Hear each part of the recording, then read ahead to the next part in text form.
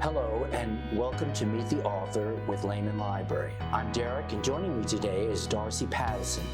Ms. Pattison is the author of several fiction and nonfiction children's books and is the founder of Mims House Publishing. She's received recognition for excellence by Kirkus, and 3 of her books have been honored as National Science Teachers Association Outstanding Science Trade Books. She's here today to share her insights and experience as an author and publisher and to read from her latest books, Friday Comes on Tuesday and A Little Bit of Dinosaur.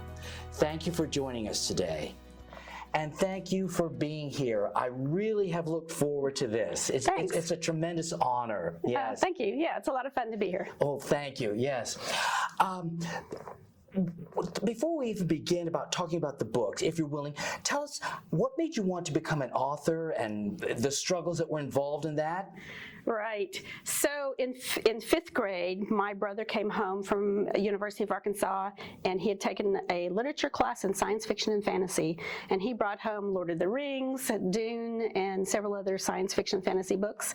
And I read those, and I thought at that time that I'd like to be on the flip side. I'd like to be the one writing those things that people enjoy to read. Mm-hmm. Yeah. Mm-hmm. So I didn't really do anything until I had children of my own, and I really turned towards children's literature. Mm-hmm. But that love of literature began very early. Okay, all right. Well, it's always fascinating to find out, let's say, in any career, how people get started, and that's an interesting story that you bring up. Okay. Now, if it's all right with you, let's automatically go into Friday Comes on Tuesday.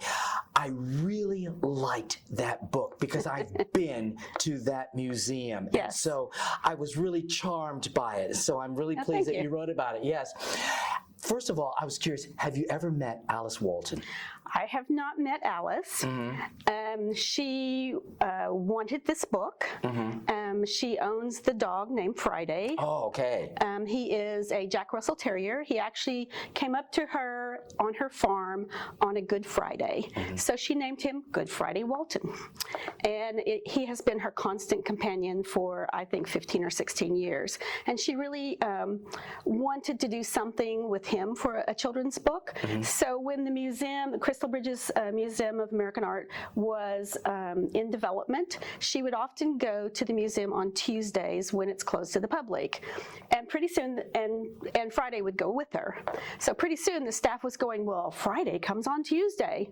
And then it became a joke, and then it became why don't we do a book?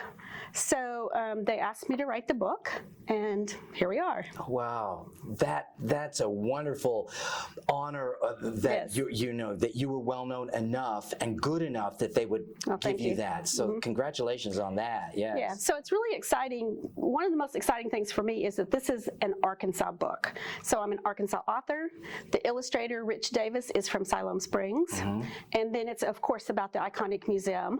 So this is definitely an Arkansas book, and I just found out yesterday that it will receive the Susanna DeBlack Award for children's books from the Arkansas History Association for Arkansas history. Congratulations for that honor too. Yes. You brought up your illustrator. How did you meet him? So I've been friends with Rich Davis for many years. Okay. And so when they asked me to write the book, they asked if I had anyone I would suggest. And I went through a long list of people, and they went through a very strenuous selection process. But in the end, it was Rich.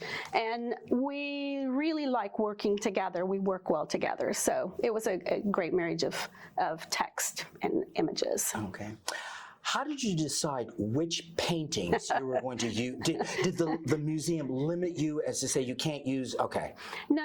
They gave me free rein. Mm-hmm. I could use anything in their collection that I wanted as long as they could get permissions. So if the art is not in public domain, mm-hmm. they have to go to the author, to the illustrator or to their estate and get permission. So as long as they could get permissions, we could do anything. So we worked really hard to make sure that it's balanced. So there are pieces of art from the 17th, 18th, 19th, 20th, and 21st centuries. Mm-hmm. There is works from African American, Asian American, European American, Native Americans, and what's the last one I forget? Hispanic? Yes, yes. All right, Okay, so we wanted to have a representation of diversity, both in the time periods and in the artists that were represented. And so within that then, we needed something that had a character that Friday could interact with. So for the storytelling part, it couldn't be a landscape. Right. Crystal Bridges is known for these wonderful landscapes in the 17th, 18th century, but there was no way to use those in this kind of a story. He needed a character. He needed a person or an animal or something so that he could interact. Yeah, so it was a very long process to choose which pieces of art to include. Well, when I saw Maxfield Parrish's The Lanterns, I think that is a beautiful painting. And when I saw it, I was so pleased that you picked it. And I hope the people who are watching, just because of my one recommendation, they'll go up there just to look at that one painting, but also look at it in the book. Yes.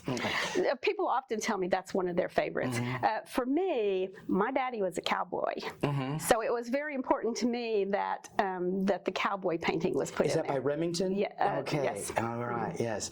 I'm also pleased that in the back of the book that you put the photographs of the real paintings in there, so that children or adults that look at this book can get an idea of what you were basing it on. Yes, and that was really important to make sure that it was documented in the back. Children's nonfiction also often has that back matter. So this is a fictional story, but having that in there was very important. Yes. I think paintings, I know that we're talking about a book, but because it does concern paintings are a lot like literature in that if you've got an instructor, they want you to interpret it. And I was so pleased that you interpreted, at least from your perspective. There's numerous perspectives on it, but you interpreted the paintings, but put it into a story. I thought it was just brilliant that you did that. Oh, thank you. And I hope that when kids read the book, they can look at the paintings and do their own interpretations. That they can say, well, I think it means this, and that would be fantastic. In fact, I think it's set up really well for teachers to do that with classrooms. Okay, all right.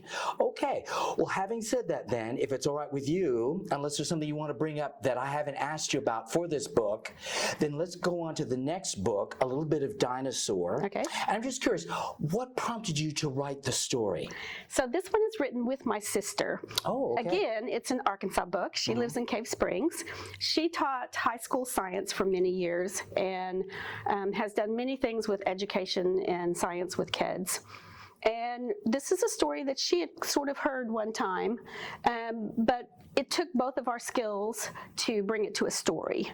So it's the story of a calcium atom in a dinosaur in the mountains of Colorado that gets washed away into the Arkansas River and travels across Colorado, Kansas, Oklahoma, Arkansas, where it gets caught up into a pump that irrigates fields.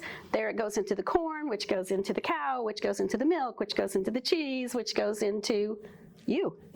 So you have a little bit of dinosaur in your jawbone. Yes.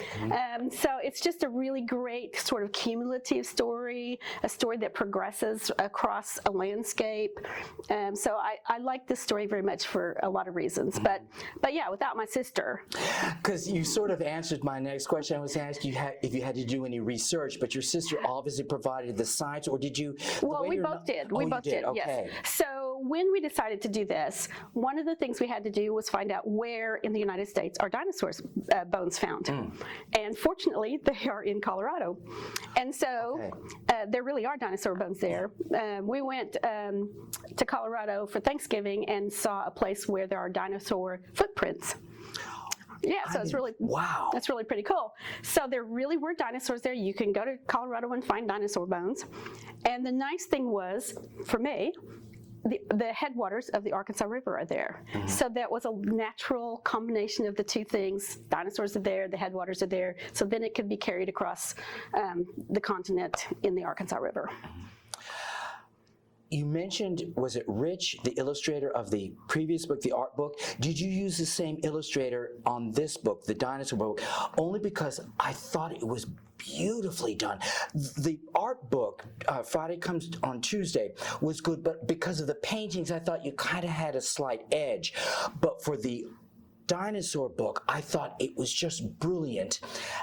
Talk about that, because I was just taken by it. It was just, I thought it was so good. John Joven is actually South American. He's from Colombia. And these days, illustrators from around the world put their portfolios online, and they're easy to find. So he is an up-and-coming illustrator. I think he's done very well. So this book, Little Bit of Dinosaur, received a starred Kirkus review, which is a big deal. And then the Arkansas Library Association gave it the Arkansas Award for contribution to Arkansas culture for children's books. So it's done really well, and I think a lot of that is that combination of just a great story plus John Joven's amazing illustrations. Well, you were blessed by that. Yes. Okay. Yeah, he just had a vision for it. What is the age group for this book, the dinosaur book? The reason I ask was, I don't remember all, like, I want to say Tyrannosaurus Rex, all those dinosaur names. I thought, So you tell me what age group. No. 3-year-olds will know those names. Oh, they will? Okay. Oh, yeah, absolutely. Okay. Yeah, so it's probably more like a 5 to 8-year-old book. Okay. But when kids get interested in dinosaurs, they don't care how hard it is. They learn to say those fancy names. Yeah, yeah. Okay. Yeah, so any kid interested in dinosaurs will like it. Okay, well, okay, then it shatters my shadow of a doubt. Okay, all right. Now, I'm just curious, because Mims Publishing is something that you created for your own self, but the Friday Comes on Tuesday was done by the University of Arkansas Press. Yes. Would you be willing to tell us a little bit about what that experience was like? Oh, Because sure. we've never had anyone on here that has been published by them. Yeah, so the University of Arkansas Press does not do lots of children's books. They usually do history books, educational, technical sorts of books. So it was a little bit unusual, but they also do the catalogs for the art exhibits at Crystal Bridges. And so they had an ongoing relationship. And so when the staff and Alice decided that there should be a book about Friday, her beloved dog, then they talked to the University of Arkansas Press first. And Mike Beaker, the director of the press, called me and just asked if I'd be interested. And oh, yes, of course, I'm very interested. So the process was I wrote a draft, and they took 2 or 3 months looking at it and finally rejected it. And I thought, oh, okay. But my writing process is I do lots of pre-writing. So I do lots of just playing around and writing things that I know will never go into the book, just a rich sort of descriptions and actions that might work and just lots of different things. So when they rejected the first draft, in a weekend I wrote the second draft, which is essentially what got published. Yeah, so it was not difficult, but the main difference was I had listened to what Crystal Bridges staff wanted. Yes, and I understood what they were looking for much better for that second draft. So there were still some minor changes, but not much after that, yeah. Because you've published numerous books, and we had discussed this before the program began. Please share with potential authors or people who are interested in becoming published authors your experience on dealing with publishers, little snippets of information that might benefit them. Yeah, so the bar is set very, very high. I mean, these are professional pieces of writing. It has to be absolutely excellent. And, you know, when you send it in, you want no mistakes. You want to proofread it, have 10 people proofread it, that kind of stuff. Then once it's sent in and accepted, there's still revisions that will be made. Absolutely, because they are looking to make this the very best book possible. And when you're investing a lot of money into the project, you're hiring illustrators and getting it printed, it has to be really high quality. So you do the very best that you possibly can, send it in, and then you forget about it for a while until they get back to you. And if it's good news, that's great. You negotiate a contract. Usually there's an advance, and that is an advance on future sales. So if you get, let's just say $1,000 just to say something, hopefully it's much more than that, but let's say you get $1,000, then your book has to sell that much before you start getting any additional money. Yeah, so it's an advance on royalties, and then you will get royalties after that. Yeah. Do they require you to My impression is that you have to go to bookstores and kind of stand there with the display. Have they had you do that, or have you done that? I've done that many times in the past, but with COVID, we've not done that. I am hoping that there will be a book signing at Crystal Bridges sometime this spring or summer, but everything depends on COVID right now. So. Okay, well, best wishes on that endeavor then. Yes. Okay. If you're willing, we would love to have you maybe read a small section from one of the books. Okay. And I'll be quiet and let you speak. So this is A Little Bit of Dinosaur by Darcy Pattison and Eileen Hutchison, illustrated by John Joven. You have a little bit of Tyrannosaurus Rex in your jawbone.